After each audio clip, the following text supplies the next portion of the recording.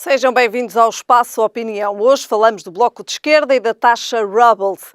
Ainda na política, a Assunção Cristas diz que os professores foram enganados pelo governo. Focamos também as declarações de Rui Rio relativamente à descredibilização dos partidos. Ainda uma centena de famílias continua sem telefone depois dos incêndios de 2017. Aqui ainda então também os incêndios de 2017. E debatemos o que mudou 17 anos depois do 11 de setembro. São então estes os temas que temos hoje em análise no Espaço Opinião e comigo em estúdio Pedro Neves Sousa. Pedro, obrigada desde já pela sua presença, é também o regresso do Pedro depois das férias. E Pedro, começamos precisamente por falar na especulação imobiliária e na taxa Rubbles. É verdade, Helena, boa noite. Em primeiro lugar, a taxa Rubbles acaba por ter um nome curioso.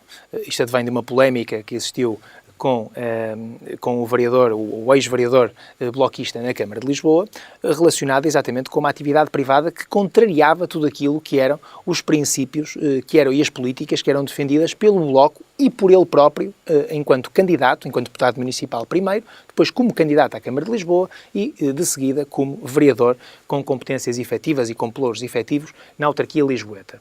E a verdade é que o Bloco de Esquerda parece querer fazer uma contrição. Isto é, o Bloco de Esquerda claramente ficou com a sua imagem afetada, desgastada, também, pode-se dizer. Viu que um dos seus protagonistas dizia uma coisa e fazia outra, conseguiu, e bem, que ele abandonasse funções e agora vem, ao fim e ao cabo, propor um imposto especial para tributar ganhos resultantes da especulação imobiliária.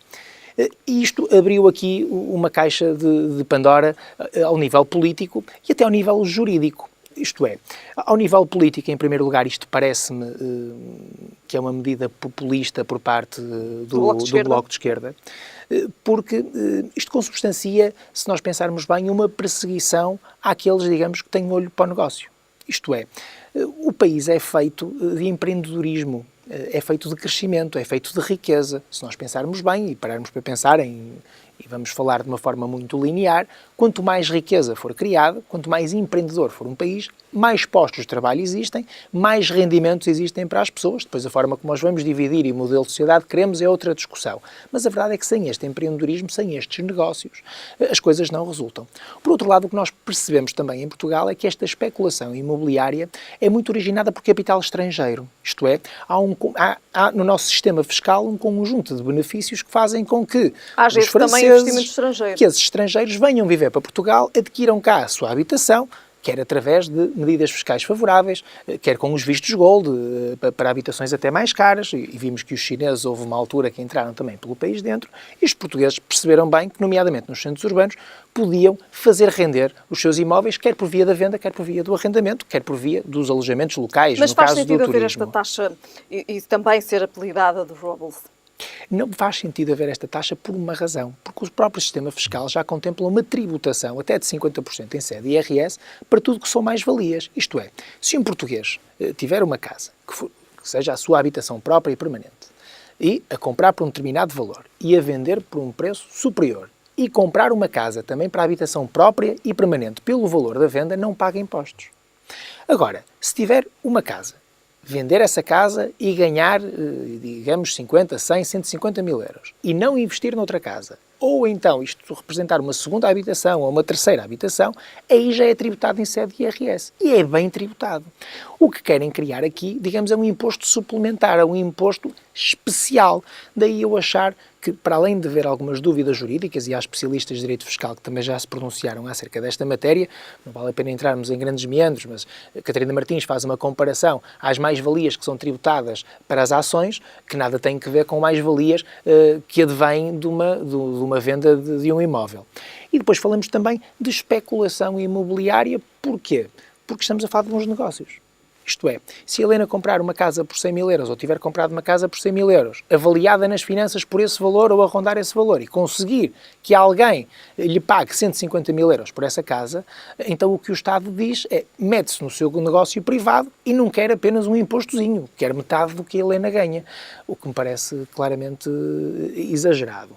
Agora é como eu digo, isto pode ser um exercício de catarse interno até para o próprio Bloco de Esquerda, que ficou traumatizado com o caso de Ricardo Robles, chamaram-lhe a taxa Robles também, e acaba por ser quase, digamos, um exercício político de limpeza de uma imagem Foi uma proposta do Bloco de Esquerda também. Como é que o PS encarou esta proposta do Bloco de Esquerda? Depois nós entramos no xadrez político e aí a coisa começa a ganhar outra dimensão e outro interesse. Temos, por um lado, Catarina Martins a responder ao Primeiro-Ministro, que diz que desconhecia por completo esta proposta. Catarina Martins diz que o Primeiro-Ministro tem que falar com Mário Centeno. Vamos partir do pressuposto que o Primeiro-Ministro fala com Mário Centeno, e depois vem Carlos César dizer que o PS só conhece esta proposta desde a última sexta-feira. Portanto, temos duas versões, uma que o PS já teria conhecimento desde maio, outra que só agora é que conheceu esta proposta do Bloco de Esquerda. Mas para além disso temos uma outra questão. E com a qual também não concorda e a qual exatamente, não aceita. É que António Costa diz que, em princípio, isto não vai inserir-se no Orçamento de Estado. Aliás, o único partido que, estranhamente, deu abertura para isto foi o PSD. Porque Rui Rio diz que, bom, é uma coisa que, assim, à partida, pode fazer sentido. Isto é, o PSD deu um ninho, porque todas as outras forças políticas que se pronunciaram acerca desta taxa rejeitaram a aplicação desta taxa e, portanto, se for uma proposta alternativa por parte do Bloco de Esquerda, olhando para o número de deputados de cada uma das forças políticas, em princípio esta proposta não obterá qualquer tipo de acolhimento. E, portanto, nós temos, e podemos ter, o engraçado da questão, é uma proposta do Bloco de Esquerda apoiada ou suportada pelo próprio PSD, que seria, no mínimo, digamos, caricato, uma vez que o PSD sempre foi conhecido por ser um partido, não obstante ser interclassista, de profissionais liberais, de classe média, de empreendedores. Como é que podemos ver esta abertura por parte de Rui Rio, esta proposta de Catarina Martins e do Bloco de Esquerda? Eu acho que o Rui Rio não esteve bem nesta questão. O Rui Rio não disse nem que sim, nem que não, disse que não era descabida, mas também não disse se concordava ou se discordava. E, portanto, o PSD ficou aqui a meio do caminho. E em política nós não podemos ficar a meio do caminho. Ou bem que temos uma posição definida acerca de uma determinada matéria e que há uma proposta concreta sob o ponto de vista fiscal, tudo bem que não é para todos os portugueses, é só para aqueles que beneficiam de um ganho com a venda de um imóvel. E ele diz que não é descabida, que não é por ser de esquerda que vai dizer que não concorda, mas depois não diz se o PSD a votaria favoravelmente ou se votaria contra. Porque uma proposta destas não é para haver abstenção. Uma proposta destas ou se concorda ou não se concorda. Que implicações tem esta proposta também, Pedro? Implicações teria sempre para os portugueses. Para a Receita teria boas implicações, isto é, porque era mais imposto que entrava nos cofres do Estado e, portanto, seria bom, digamos, para a Receita Pública. E talvez tenha sido isso que fez com que o líder do PSD, que, como nós sabemos, é uma pessoa muito focada em questões financeiras e económicas, talvez tenha, eventualmente, gostado desta proposta. Mas a verdade é que contraria aquilo que são os pergaminhos, nomeadamente ideológicos, do PSD desde a sua fundação. Até porque o eleitorado do PSD defende uma economia de mercado e esta proposta, e uma livre economia de mercado, onde as pessoas têm direito a ganhar o seu dinheiro, onde quem trabalha mais, onde quem consegue melhores oportunidades de negócio pode vingar e pode crescer, e é assim que o PS encara a construção de uma sociedade, ao contrário, por exemplo, da CDU ou do Bloco de Esquerda, cada um tem as suas ideias, mas muita gente estranhou, e eu próprio estranhei, esta posição do líder do PSD relativamente a uma medida que nem o próprio PS quer acolher. Porque, por outro lado, este é o último Orçamento de Estado antes de 3 eleições do próximo ano e, portanto, não me parece que António Costa quer albergar uma medida para taxar mais alguns portugueses, quando sabemos que hoje não são apenas os ricos que estão a vender casa. Isto é, há muita gente neste momento a vender a sua habitação, percebendo que pode ganhar muito dinheiro com essa venda. Muito bem. Pedro, passamos agora então ao nosso próximo tema. Agora falamos de educação e falamos das declarações de Assunção Cristas. Depois então aqui também das polémicas em torno das negociações entre governo e professores. E Assunção Cristas diz mesmo que os professores foram enganados pelo governo. Ora bem, Assunção Cristas ontem, em entrevista à RTP, eu tive a oportunidade de assistir, ela não disse que os professores foram enganados, ela disse que os portugueses foram aldrabados, portanto, deu ainda um enfoque especial a essa questão. Porquê? Porque há uma norma no Orçamento de Estado de 2018, que está em vigor, que, por um lado, que foi negociada com os partidos que suportam este governo, foi negociado com o Bloco de Esquerda, foi negociado com o PCP, com os ecologistas, os verdes, e há uma norma no Orçamento de Estado que em princípio, ou nos termos de uma determinada interpretação, leva a que aqueles 9 anos, 4 meses e 2 dias de tempo de serviço sejam contabilizados para os professores, e esta é uma reivindicação dos professores, nomeadamente de Mário Nogueira, da FEMPROF, e ainda vimos que Mário Nogueira se reuniu com o Primeiro-Ministro há relativamente pouco tempo e disse que não prescindia de um único dia destes 9 anos, 4 meses e 2 dias. E a verdade... E essa é verdadeiramente, digamos assim, a questão central desta negociação. Exatamente. E, portanto, o que sucede aqui é que já houve vários encontros com o Ministro da Educação, já houve vários encontros com o Primeiro-Ministro, e a verdade é que as partes representativas dos professores e, por outro lado, o Governo, o Secretário de Estado, o Ministro e até o Primeiro-Ministro não conseguiram chegar aqui a um entendimento relativamente a esta matéria. E a Sr. Cristas tem razão quando diz que foram enganados ou que foram aldrabados. É verdade. Eu não tenho dúvidas que o Bloco de Esquerda, o PCP e os Ecologistas dos Verdes, quando votaram o Orçamento de Estado, e nomeadamente na especialidade, quando viram esta norma, de certeza que a interpretação que fizeram foi no sentido da reposição do tempo de serviço. E ficaram defraudados. Aliás, basta olhar para as declarações dos parceiros, digamos, da geringonça, para perceber que o Bloco de Esquerda e o PCP não estão confortáveis com esta interpretação, chamemos-lhe assim, que o Governo dá a esta norma do Orçamento de Estado. Recorde-se que isto, a Lei do Orçamento de Estado, é uma lei aprovada em Assembleia da República e que deve ser cumprida. Agora, que é interpretada de diversas formas. E, neste caso, o que me quer parecer é que a Assunção Cristas está a colocar o dedo na ferida de um dos problemas que neste momento existe. Recordemos que isto afeta muitos professores. Os professores são veículos de comunicação, digamos, com pais, com crianças, estão nas escolas, portanto, são uma força importante da nossa sociedade e os professores estão muito descontentes com esta situação. Verdade seja dita também que a Assunção Cristas não disse que se estivesse no lugar de António Costa, procederia a esta reposição, digamos, da contagem de tempo de serviço. Ela não o disse, mas disse que abriria uma frente de diálogo no sentido de tentar chegar a algum lado. Acha que nessas palavras de Assunção Cristas está de alguma forma, digamos assim, patente aqui uma falta de diálogo entre o Governo e as plataformas sindicais da educação? Eu, sinceramente, acho que as plataformas sindicais de educação, os seus protagonistas são demasiado radicais. E nem o PS, e recordemos que António Costa, na história democrática portuguesa, é provavelmente o político mais habilidoso desde o 25 de Abril. Recorde-se o que ele conseguiu fazer. Ele é primeiro-ministro à custa dessa habilidade, contornando tudo o que era uma tradição constitucional, e nesta situação dos professores, é uma situação que já se vem a arrastar há meses, ainda não conseguiu resolver a situação. Aliás, o Sr. Cristas ontem até lançou uma ideia engraçada dizendo que existe um primeiro-ministro, existe um ministro das Finanças e o resto é tudo secretário de Estado, dando a imagem de que os ministros não têm força suficiente para resolver as questões. Falta essa força ao Ministério da Educação para conseguir, de facto, resolver esta questão desta negociação, que já se arrasta há alguns meses. Parece-me que sim, mas há questões que são, digamos, que se repetem no tempo.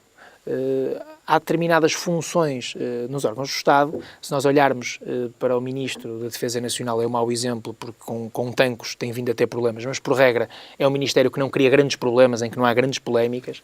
Nos negócios estrangeiros também, a não ser que se coloquem em situações internacionais complexas ou incidentes diplomáticos, mas a verdade é que há determinados setores, como o Ministério da Saúde, o Ministério da Educação, que recorrentemente, onde recorrentemente existe contestação, existem problemas. Não é por ser um governo do PS ou um governo do PSD. Há 10, 15, 20 anos que é assim. Há uma contestação fortíssima e há uma rotação muito maior dos titulares. O Ministro da Educação tem-se segurado nas suas funções. Recordo que há um Secretário de Estado, nomeadamente da Juventude, que saiu em divergência e ele manteve-se outra vez. Tem resistido a polémicas com a colocação de professores, com a contagem de tempo de serviço.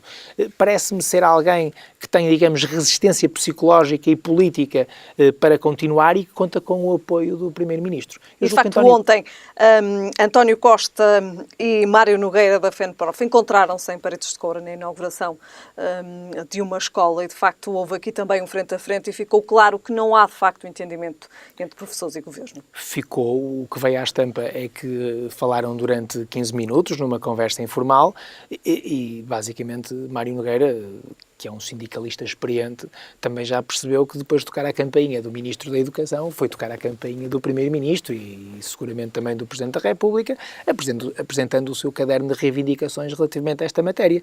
Mas o Primeiro-Ministro, nesse aspecto, penso que foi muito claro relativamente à posição do Governo e vai continuar o braço de ferro. Admito que isto possa terminar até nos tribunais, porque nós estamos a falar de interpretação de uma norma jurídica que decorre da lei do Orçamento de Estado, e os professores têm os seus direitos, ou pelo menos veem naquela norma uma solução para o seu problema para as suas reivindicações. E para as suas reivindicações. Muito bem.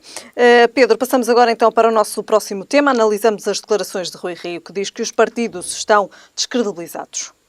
Bom, o Rui Rio não deu uma novidade. Quem conhece o percurso do Rui Rio, o discurso do Rui Rio sempre teve um discurso, digamos, antissistema, com uma única diferença.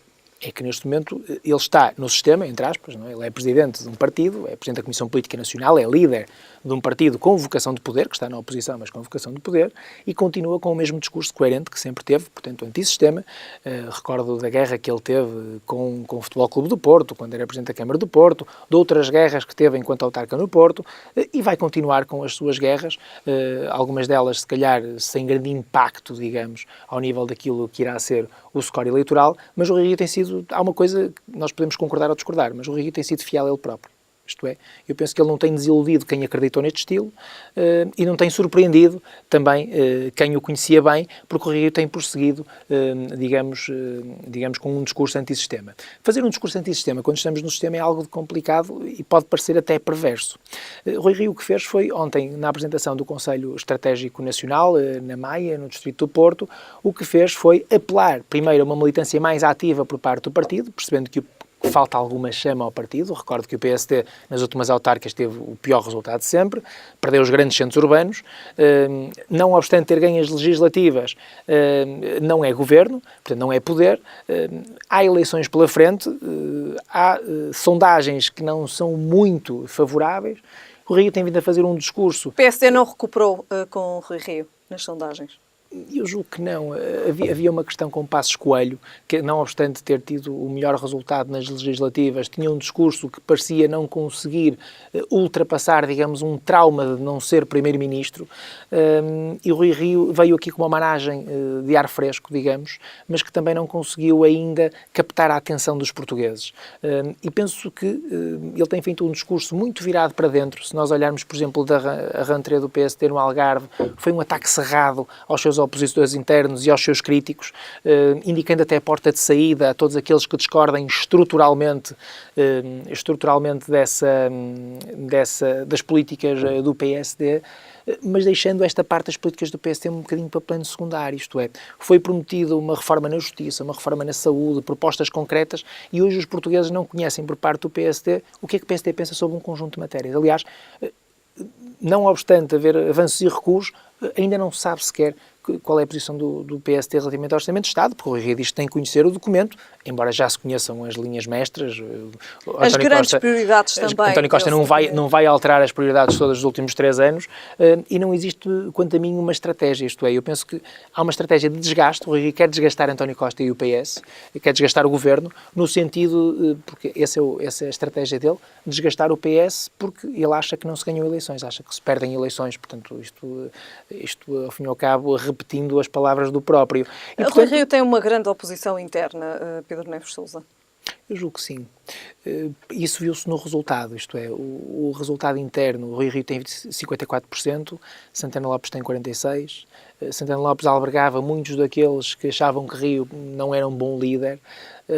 Sob o ponto de vista de posicionamento político, até ideológico, há uma diferença muito grande dentro do PSD. Aliás, o PSD sempre foi uma amálgama de várias ideias e de vários projetos e, portanto, sempre houve um pluralismo muito grande.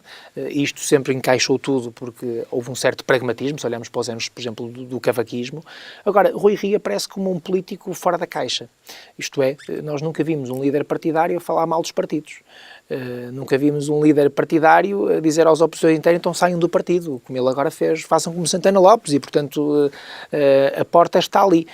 Principalmente não é muito, esta parte acaba por não ser muito coerente, porque o Rui Rio também já discordou muitas vezes do próprio partido, em termos autárquicos, em termos até nacionais. Quando Passos Coelho era primeiro-ministro, o Rui Rio fazia afirmações que não eram muito simpáticas nem muito solidárias para com Passos Coelho. Agora, o Rui Rio prossegue no seu caminho, ele acha que este é o caminho certo, e a verdade seja dita, também toda a gente achava que ele não devia criar problemas com Pinto da Costa e que isso lhe ia custar o mandato, e ele ganhou e reforçou a votação. Portanto, digamos que nós só vamos tirar a limpo esta estratégia do Rui Rio se vai ter ou não um bom resultado eleitoral quando ele for a votos e quando os portugueses se pronunciarem. Agora, a minha opinião, porque estamos aqui no espaço opinião, é que até ao momento os portugueses não conseguem perceber da liderança do Rui Rio, não obstante lhe reconhecerem seriedade e credibilidade, não lhe conseguem reconhecer uma proposta alternativa.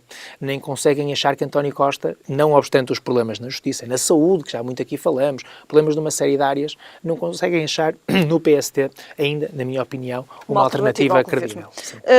Pedro, passamos agora então ao nosso próximo tema. Falamos dos incêndios de 2017 ainda e há, segundo então dados divulgados, uma centena de famílias que continua sem telefone passado então quase um ano dos incêndios. Sim, ou mais de um ano, no caso de Pedrógão. No século XXI, isto é uma notícia que espanta. Esta foi uma informação colhida na Comissão de Economia da Assembleia da República, que foi veiculada pelo Ministro do Planeamento, Pedro Marques, onde apresentou números estranhos. Ele disse que houve 500 mil famílias afetadas na região de Pedrógão por esta questão das ligações telefónicas. Eu estive a fazer contas, 500 mil famílias, partindo do pressuposto que cada família tem um agregado familiar, se calhar em média de 2, 3, parece muita gente para aquela região de Pedrógão. De todo modo, o que ele diz é que ainda há 100 famílias que não têm ligação e dá uma justificação que me parece lógica. Portanto, há 20 reposições agendadas, há 40 que recusaram as propostas das operadoras e há 40 que não se conseguem contactar e, portanto, parece-me que ele acaba por esvaziar um bocadinho esta questão. Agora, a verdade é que as ligações telefónicas nos dias que correm, e todos nós lá em casa, quando precisamos de uma operadora, ligamos, é feito um agendamento e em dias, se não no dia seguinte ou passado 2 dias, a ligação é estabelecida. Estas 100 famílias... Um ano é muito tempo, Pedro. Parece-me que sim. Agora, se há 20 agendadas, o assunto também estará resolvido. Se há 40 que não se conseguem contactar, não se conseguem contactar, não dá para resolver. E há 40 que não aceitam as propostas das operadoras, imagino que por razões comerciais, por razões de valores. Não vejo outra alternativa para isto acontecer. Agora, que é estranho mais de um ano no século XXI não haver uma ligação telefónica é algo que estranha. Ainda tantas pessoas têm esta ligação telefónica. É verdade. Não, e Pedrógão, a ligação telefónica é o problema mais pequeno de Pedrógão para o que se tem falado, não é? Porque aquela questão das obras, da falta de apresentação de contas por parte do autarca de Pedrógão Grande, os processos que a CCDR Centro enviou para o Ministério Público relativamente às obras, umas que foram realizadas, outras que não foram realizadas, aos valores que foram utilizados, até de donativos que portugueses fizeram, são questões para mim bem mais dramáticas do que esta questão da ligação telefónica, mas se efetivamente os números do Sr. Ministro batem certo e se havia 500 mil sem ligação telefónica e agora só há 100 sem ligação telefónica, bom, o problema vai se resolver. Aos poucos. Pedro, passamos agora ao nosso último tema. Falamos de política internacional e também, digamos assim, de questões ligadas ao terrorismo. Falamos do 11 de setembro. Passaram-se 17 anos depois, então, do 11 de setembro. O que é que mudou, Pedro, em questões mundiais a nível de segurança?